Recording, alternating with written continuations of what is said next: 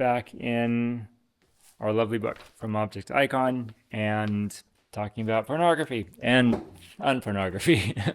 Okay, so before we jump in to more content, I wanted to pause a little bit just because we've been getting deeper and deeper in this topic, and there's kind of a way it gets heavier and heavier. And in the last week, we were tackling sex education and how do we talk to our kids about all of these things. I was really excited to bring that in. I know it was a little bit of a diversion. I kind of Actually, this book isn't really about that at all, but so I kind of completely fabricated that connection, but it was feeling important. But I wanted to just kind of check in with us a little bit more as people and as scholars, being like, how has this been for you? Like, what are some ways that this has been encouraging? What are some ways this has been challenging? Yeah, what's coming up for you as we read?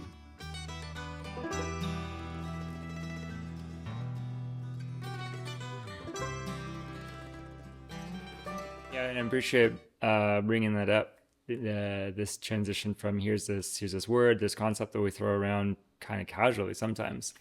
I appreciated about this book as well, that it really explores, well, what does that actually mean, and to discover, wow, there's this whole profound world of interaction going on, like every time this happens. Um, that's been really powerful for me too.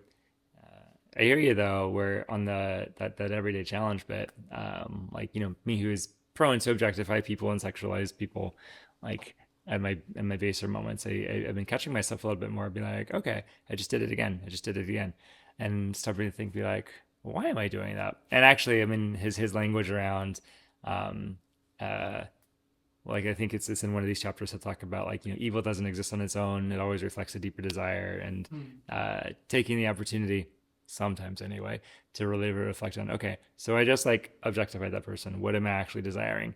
And when I can do that, actually discovering some really, I don't know, useful things like, oh, I'm really lonely right now, or I'm feeling kind of insecure, or I'm like really stressed out and just wanting some pleasure, some relief or something. Like, I mean, it doesn't excuse it obviously, but it does like help to understand it more as like it's this functional thing, or it's trying to be this functional thing. And now that I have an idea of what it's actually about, I can do something healthy about it.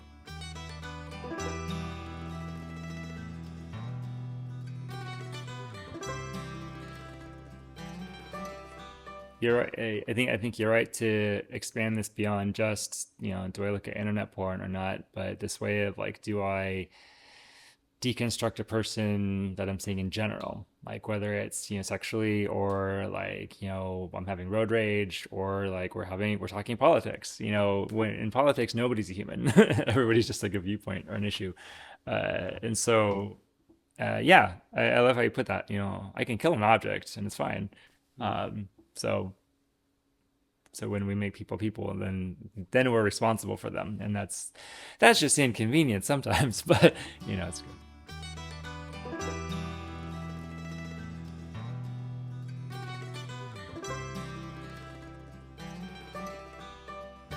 It does it can very quickly get into, yeah, this bigger question: how am I relating to people, just like in general? Like, am I really connecting? What does real connection feel like?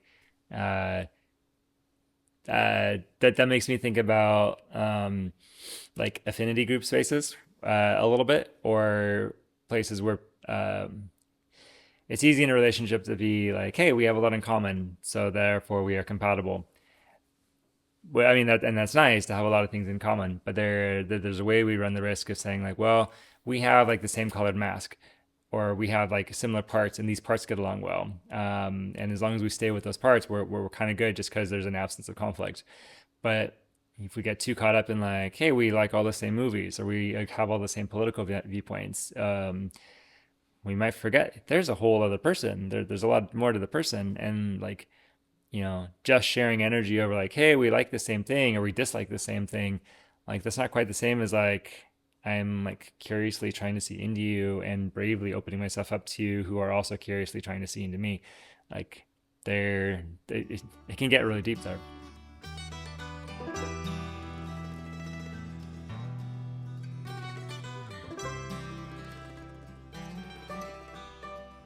That might be the book by Elder Thaddeus, Our Thoughts Determine Our Lives, which will be proposed as the next book that we all go through. This might come down to that one or Way of the Pilgrim, but it's a good one to keep on our radar. Yeah.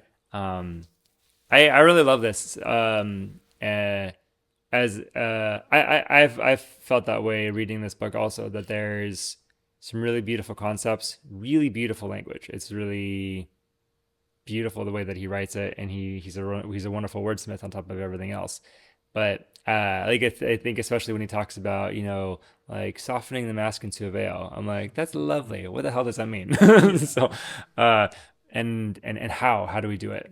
And this is actually where I wanted to take this conversation is into the how. He really masterfully puts out the ideas. We don't really need to restate necessarily what they are, except to say we understand them. But I think that then is our opportunity is to hash out like this thing and then say, okay, so like we have these masks. It'd be better if they were veils. How do we do that? Unmasking ourselves is really risky. And Gorgani, you're absolutely right. There's a lot of spaces not set up for that, not trained for that. What do we do about that? Which something should be done. I think something could be done. So some introductory thoughts there, I guess. There is a way, yes, our thoughts determine our lives. A lot of psychological traditions recognize, the things that I think about are usually coming out of my beliefs, which are first shaped by experiences. So, experiences shape beliefs, shape thoughts, impact feelings, impact behaviors, which create more experiences, which then like kind of loop back around. So what we think does matter on a very practical level. The other question we could stew over, though, I'll put it this way, is, what's the basic building block that's being proposed here? And if you think of that, think of like, you build a tower that's made of bricks. It's going to be thousands and thousands of bricks that are all the same. So kind of boring in a sense. But if every one of those building blocks represents a discipline or practice done many times, that's kind of what we're after. Like, what's the most basic unit of action that needs to happen over and over and over again to make these things possible? And there's this question: what does it mean to soften a mask into a veil? I have an idea, which I'll bring up. What else is he talking about? Well, here's where we can kind of recap some content. So talking through last week's chapters, talking about getting behind the masks and what did he call his chapters? Getting behind the masks, looking at the veils, removing the masks. There's a lot of different ideas of one should reveal oneself. One should also try to see into the other person. Don't reveal yourself too quickly. Don't be a voyeur into someone else. It is risky. We should do it anyway. So there's a lot of things going on there. Confession gets brought up as one vehicle for that. But we could explore what are the basic mechanisms that we're being called to do. Let's see. With that, let's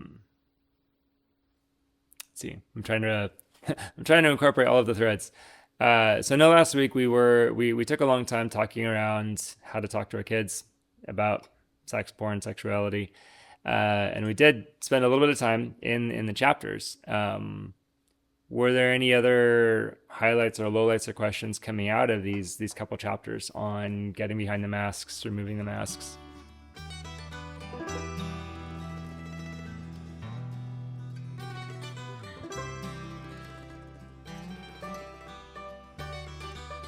I think that's one place where the counseling traditions have something to offer. There exists more specific language around like goal setting, honestly, and we would recognize like in recovery, people start off with what we call negative or subtractive goals because they're based on abstinence. I need to remove this thing from my life. I need to stop drinking. I need to stop masturbating. I need to stop road raging. And there's this like taking out of a thing. And there it's subtractive, and we recognize that that's always going to be incomplete without something additive, something positive. And so yeah, like what you're saying, if I begin to obsess over don't look at porn, don't think of a naked lady, or naked guy, whatever. I'll just drive myself crazy, and it's a way of like fixating on it anyway. And the really practical thing that exists here is to say, well, I'm trying to not look at this thing. What am I trying to look at? And we could say on a big level, we want to behold the beauty of the risen Lord. There he is, right? Like we in the Orthodox tradition, we have this really beautiful thing where we dare to depict the face of God, and we have these really beautiful holy things to look at instead. And I have had some experiences where I'm like, caught up in like, the scrolling, and I slip in, and I start to like, look at things that are not good for my soul, and there is something both really jarring and kind of makes me feel sheepish, but really cleansing to say like, okay, I'm going to turn off the phone and I'm going to go look at the icons and go read the Psalms. And what that is, it's not this token like, oh, now I'll do this thing and I will like, it's not like an indulgence and I'm absolved now, but it's more like, well, I was straying, but I know where I need to bring my eyes back to. I know where I need to bring my mind back to, and it's this real physical tangible thing. Um, so looking for, practically, what do we do? I mean, I'll offer up something like that. Like, we do need to focus our minds more on the better things. And that can look like I should spend more time looking at the icons. I should spend more time, reading the scriptures. Um, it can look like, um, to pull on some mindfulness language that will show up in a counseling context also, noticing my thoughts. If I can notice myself lusting, if I can notice myself fantasizing, or if I can notice myself raging, that's not me anymore. That's not the core of me. This is this thing that's happening in me. This is this mask I'm wearing. This is my angry part. This is mental activity going on. And I mean, very practically speaking, I can take a breath, check my senses and kind of notice, okay, this thing's happening. Okay, what's that about? And I can get curious about it and then begin to understand, oh, well, these other life things that also need attention. One of the things that I appreciate, so in the chapter on removing our masks on page 108, 109, is where he's talking about venerating the cross. And, we venerate the Holy Cross. It's one of our major feast days. But he takes that to a very personal level to talk about, venerating like the particular cross that we carry, the particular struggle. St. Paul talks about a thorn in the flesh. Which again, so if the cross that we carry is a way of talking about here's the particular struggle that we have, or here's the particular sins that we're trying to overcome, particular masks that can tend to get stuck on us and start to cause trouble. The idea is to venerate that, not hate it, not try to fight it, or not just, and definitely not to succumb to it either, but to give it a place of honor in a way. There's, again, kind of within some of the counseling traditions, there's this idea of like our firefighter parts. These are the big, reactive, volatile, like you're having emotions. Let's completely dissociate you using sex, drugs, anger, all of these things, self-harm. Let's take all of these really extreme measures so you don't feel sad or you don't feel lonely or whatever. And they can be really destructive. But there's this idea in this tradition of loving your firefighters, loving your big reactive parts, not to excuse what they do, but to recognize they are functional. They are trying to help. They are a thing that God has allowed in your life, and recognizing that God is working even through these big sinful parts of you, to say, okay, so, for me, my angry part, my sexual part, I shouldn't succumb to it and just let it do whatever it wants, but I can kind of recognize, be like, aha, old friend, there you are. But seriously, like, thank you for causing me to depend on God more. Thank you for highlighting this loneliness that I need to address or something. And so there is kind of a way, it's a very, I don't know, it can feel like a very risky sort of internal relationship to take with oneself. But there's also kind of a way it kind of makes you more of a peaceful person like what you're saying, like I'm not having to like be in combat with myself all of the time. I can just kind of recognize, well, here's my stuff. Oh, there's your stuff. Okay, we've got stuff together.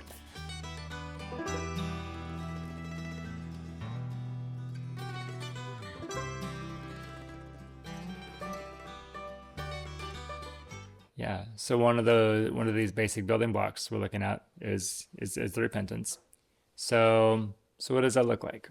So there's definitely an internal component where like like the godly sorrow part, I have to, recognize, hey, I did a thing, it's not good, and it helps if I feel like a little bit sad, a little bit remorseful about it. Um, and then I guess depending on what the thing is, like saying if I ruptured a relationship, I need to repair it. I need to go, own up to here's what I did wrong. Here's what I need to fix. You're going to struggle with different things than I will in different ways for different reasons. And so, in terms of so there's a limit to the practical things we can talk about because we're all different people. Like if I knew a lot about your life or I spent a lot of time with you individually, I might get a sense for like, oh, here's some ideas you could try.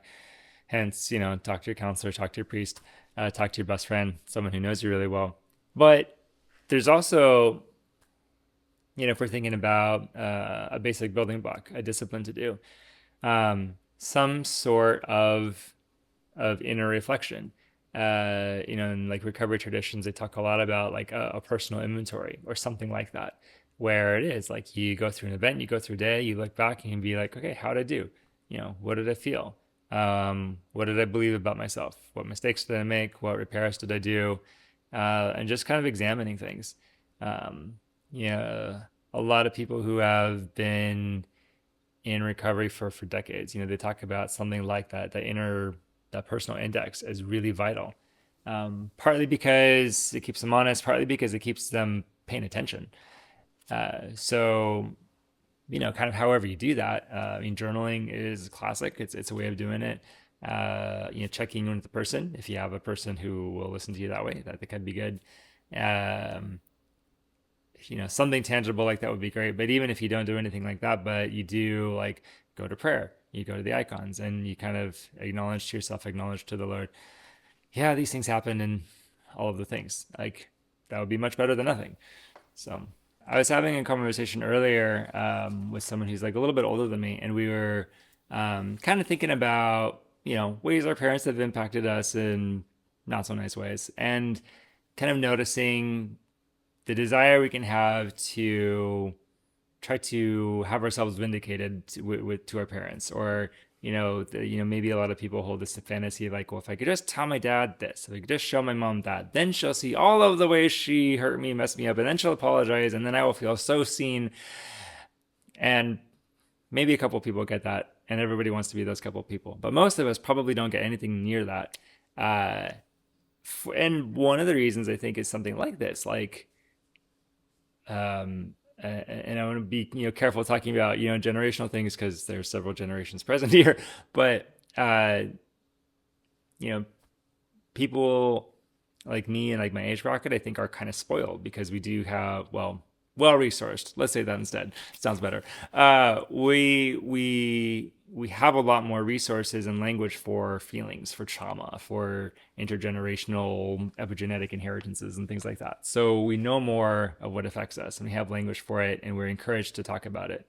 Uh, Not everybody in the world has that, and not all generations have had that. So, um, I think you're right, Michael. It can feel very much like that, where um, some people just don't see it. They don't have that language. They don't have that sight. And so they can't join us in these conversations. And it's really sad. And it kind of leaves us grasping to try to figure out, well, what else do we do? Um, but, um, but some of this, for me, it's starting to shift into where it's feeling like a good segue to talk more about community. Um, as we've been talking about this, kind of recognizing here's this pornified mindset that, doesn't see the full creation, that doesn't see the full human, breaks people apart. What do we do with that? Individually, what do I do about that? Within a couple, what do we do about that? We talked about our kids. So, um, one of the other major areas to explore, and Gorgiana, you put some really great words to this, is like, what about these like bigger spaces where we have to live in, like, you know, maybe beyond our household. Uh, what do we do in our parishes? What do we do in our schools? What do we do in our workplaces where people don't have this language? They don't have this mindset.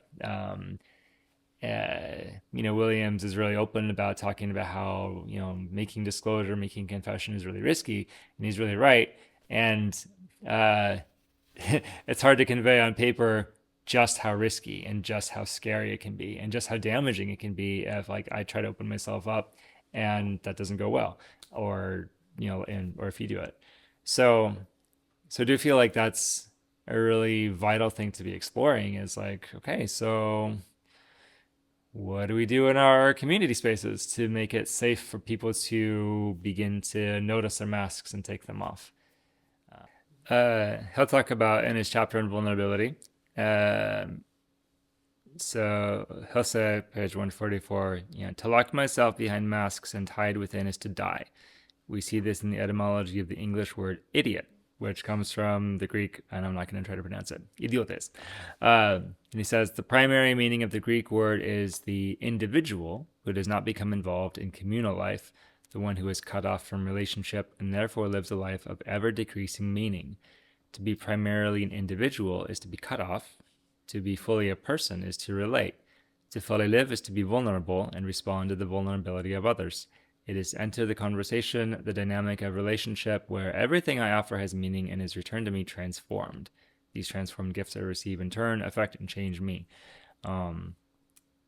Yes, so like what you're talking about, there's a form of asceticism that's more solitary or more removed. But even then, even like the hermits, they're not like, they're not just freelancers. They're still subject to the tradition. They still have a spiritual father somewhere. They might not see him very often. And for us non-monastics, our ascetic labor, our spiritual labors happen with people, and it's difficult and it's challenging to be a spiritually healthy person when with people. There's also a lot of safety and a lot of security and a lot of resourcing that happens when we're doing this together. But yeah, there's this very interconnected aspect of this. So I'm thinking more about this idea of like, what do we do? What do we do in these community spaces to make a healthy community, where one could make disclosure, one could make confession, one could just reveal more about yourself, and have that be received well, and have that be a catalyst for more connection. I'm sure, demographics and privilege and a whole bunch of things, you factor into this. So not everybody's going to have the same experiences or the same, likelihood of experiences. And some of us probably need to be like more careful than others, which is sad, but it's the reality of like how we move in the world. It seems like with some discretion, with some discernment, vulnerability tends to beget more vulnerability, usually. And where that's not the case, it can get really, really devastating. But then I think a lot of times, it can work if I share a little bit of something. Ideally, you share something back. And so this could be, okay, so I'll talk about a skill or an idea. Like, you reflect on your own life and your own experiences, and you say you make like a 1 to 10 scale. If one is like, social media level stuff, like this I just put out in the world and I let people know this about me, even strangers, whatever, there's that level. And then there's like, level 10 where like, maybe your father confessor knows, but, and for sure the Theotokos, but, pretty much that's it. Like nobody else. But you have like the other 8 levels in there of differing depths of disclosure. And so, I'm kind of navigating this as I'm visiting a different parish for a little while, and like getting to make new friends, hopefully new friends. Probably what I'll do is I'll pick something, and that there's for me at this point there's a couple kind of like litmus test issues. usually something related to, recovery status or sexual history, or like, I know you usually use politics for this sort of thing. um, uh, or, I'll pick something that feels like a little personal and a little edgy, or like there's like a little bit of a risk, but it's like a level like, 2 or 3 thing for me, where I'm like, okay, if I give you this and you don't handle it well, I'm like, well, okay, but it was only like low cost thing for me. I wouldn't start at like a level 7 disclosure with a stranger, unless I was paying them a lot of money to be nice to me. Uh, uh, but there gets to be that sort of dynamic where I say, okay, here's a new person. I kind of get that intuitive sense. You might be on my level, or you might be a safe person. You might be gentle. Let me try. Here's a level 2 thing. Like, um, like I'm married and I have kids and we homeschool. Like, okay, that's a little bit of a disclosure. And if they say like, oh yeah, I'm married and we have kids, but we don't homeschool. I'm like, okay, cool, great. We've matched each other's disclosure. So then I might say like, and sometimes I'm really stressed by my kids, and be like, oh, I'm really stressed by my kids too. Okay, we've upped the game a little bit. Great. And so it can go, where we kind of trade these risks back and forth. And sometimes you'll find people who will kind of match your game. Like they're inclined, they're able, they're practiced, they've reflected on themselves, and there can be something really wonderful there. Uh, there's other people where I'm like, hey, what's your name? What's your name? Cool, cool. I'm like, okay, how are you doing? And they're like, I'm good. And they don't ask me back. And like, okay, that was like a point 0.5. We're not going any deeper. Sorry. We're just not. That there's moments like that, but I don't know, that could be one way of like entering a community and trying to kind of just caring for yourself while also trying to push forward anyway. And it might take, you might have to like go to every person in the parish to find, okay, who will reciprocate to me. Hopefully there's at least one person.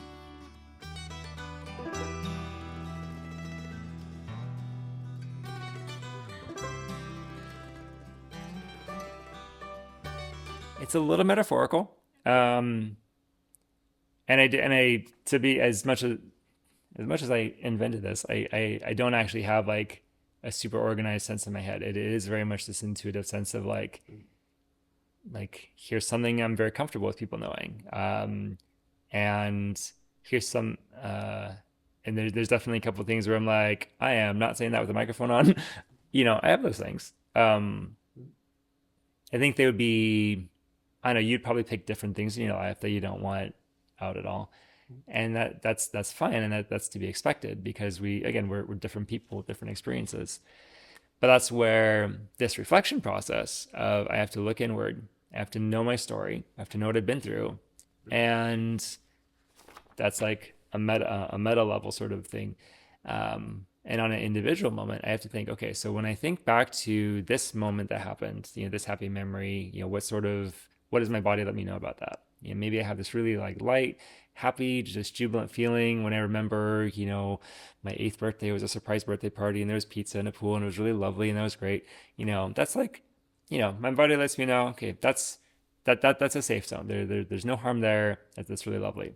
You know, uh, you know, different event, different situation. My body's gonna be super tense. I'm gonna have like a fast heart rate. I'm gonna feel like sick and queasy, and like that's my body letting me know you're still hurting over this. You shouldn't put this out just for anybody. Like, put this out for somebody who knows how to be there with you. And otherwise, shut your mouth. So in that sense, this reflection process is learning to check with your own system and say, okay, what's good to say, what's good to not. Um, there's going to be a range of like, things I can share that are no challenge, things I just shouldn't share at all. And then there's ideally there's a range you can find where this will be hard to share, but it would be a growing challenge for me to share this about myself. And that's probably the range we should hover at in confession usually, or that's like a good starter range. So, but again, I don't know what that is for you. You'd have to discover that.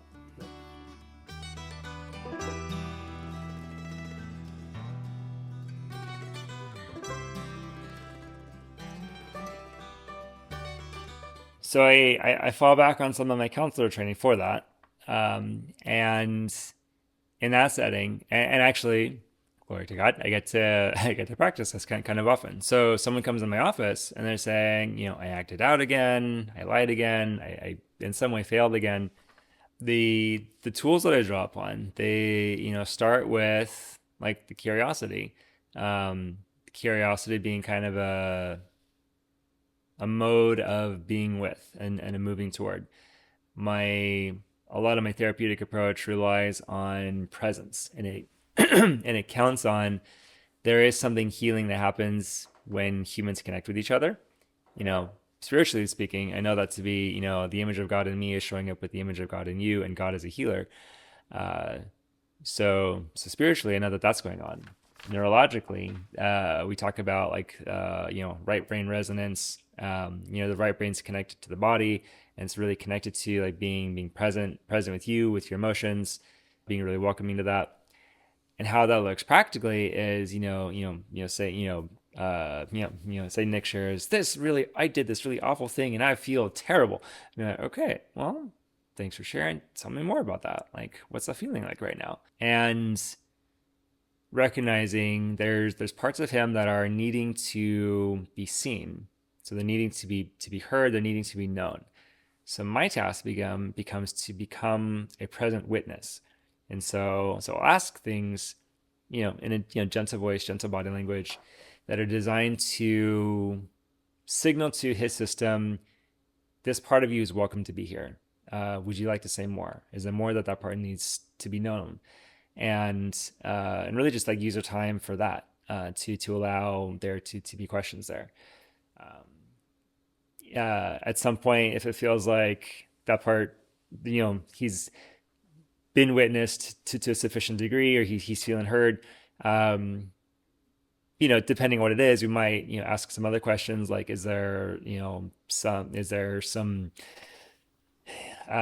action you feel like you need to take? Or is there, I don't know, there's a lot of ways it could go from there. Comments I might make back would be like reflection statements, something suggesting, signaling that I'm hearing you, I'm tracking with you.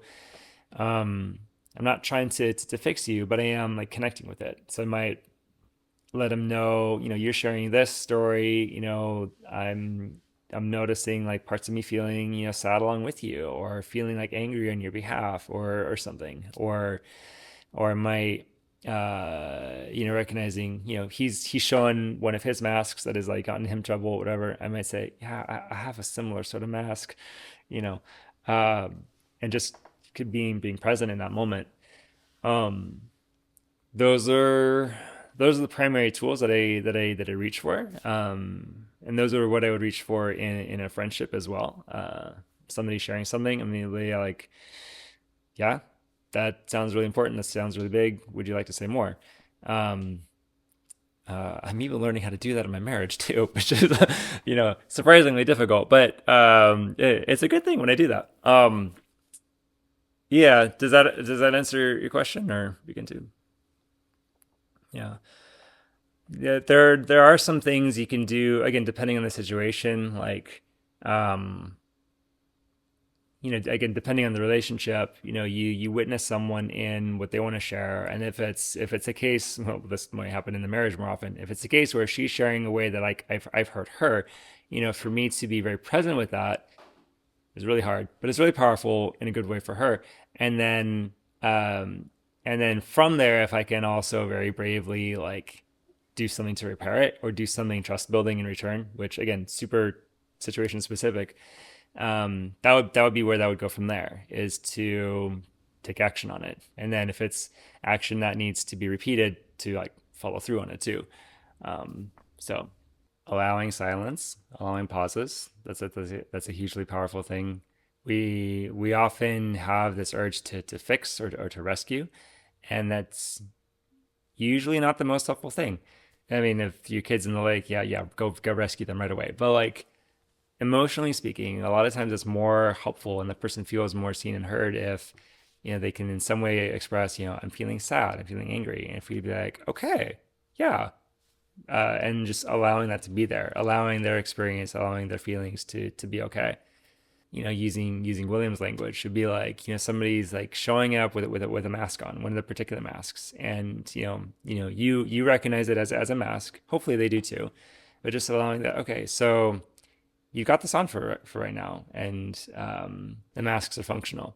And at some point, I think this is where he's reflecting on people in prostitution and why they do what they do, and like the type of kind of like self-induced ignorance that they put on themselves. And this idea is like they have to wear that mask in that environment because they have to survive it. And we might use the language of protector parts in counseling world, even like very blended protector parts of you that are so blended with yourself you forget that they're parts, because they're just so necessary to survive your environment, and you need them because you need to survive that environment.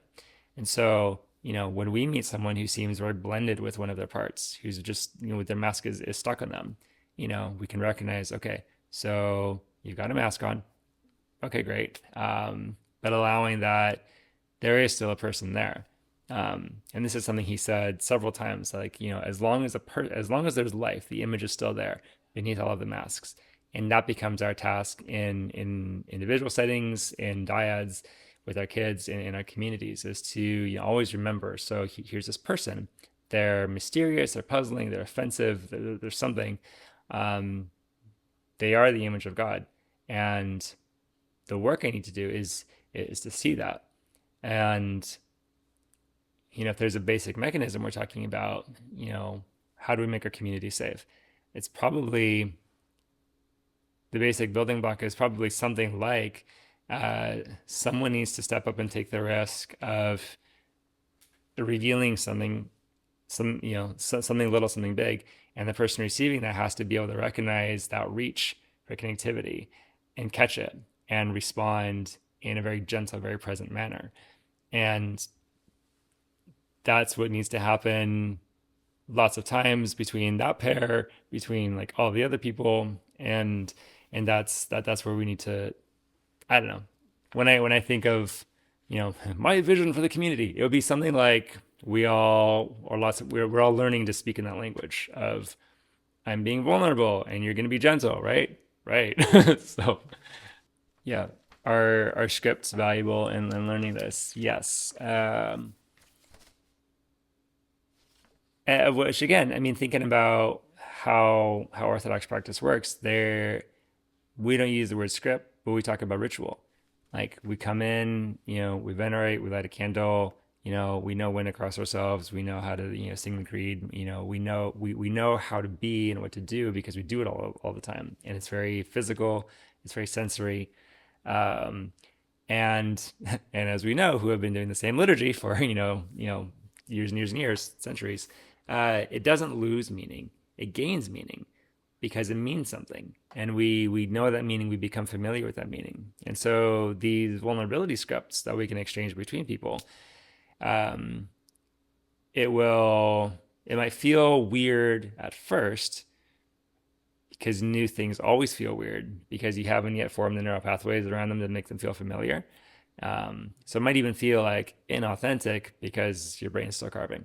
Um, but as you do it more often and do it consistently, your brain changes, you change, and it becomes a natural part of you. So so this is me pulling the counselor move again. So we humans have been together talking about how we experience community, how we experience vulnerability a little bit.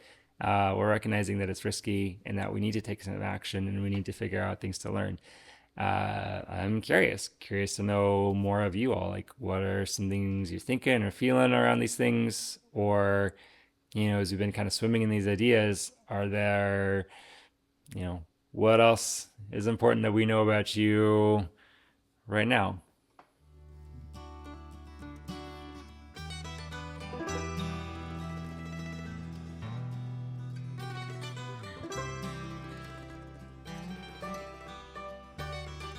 I resonate with that. Like small talk is very hard.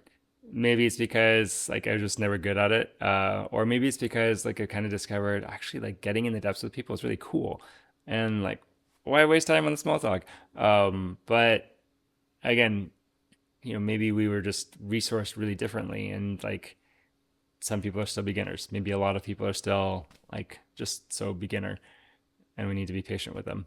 I was kind of thinking about that, thinking about like what do we do about our community spaces, and like thinking, yeah, probably like the six of us here, we see something, we're interested, we're invested, and like we kind of come into this like already a little bit primed for being a little bit more open, learning to see more deeply into people, opening ourselves up more. Uh, so if we look at that as like we have something, we have a resource, we have a skill, we have an insight. Maybe the best we can do is, we be the ones to give something to people. So maybe we don't necessarily start with, let me be really vulnerable with you, but let me meet you, someone who's new to me. Let me gift you safety for your vulnerability in some way. And that might happen really explicitly, it might just happen naturally, but that might be our task is, we know a little bit about this to begin to teach this stuff through living it, through practicing it. We should all go home. Next week, I will be out of town, and so we will skip next week, but we'll be back on in 2 weeks for one or maybe 2 more weeks because there's just a lot there. I'll send out a note, but yeah, great to see you all. Thank you all for being here, one way or another, and I'll see you all in 2 weeks, if not sooner.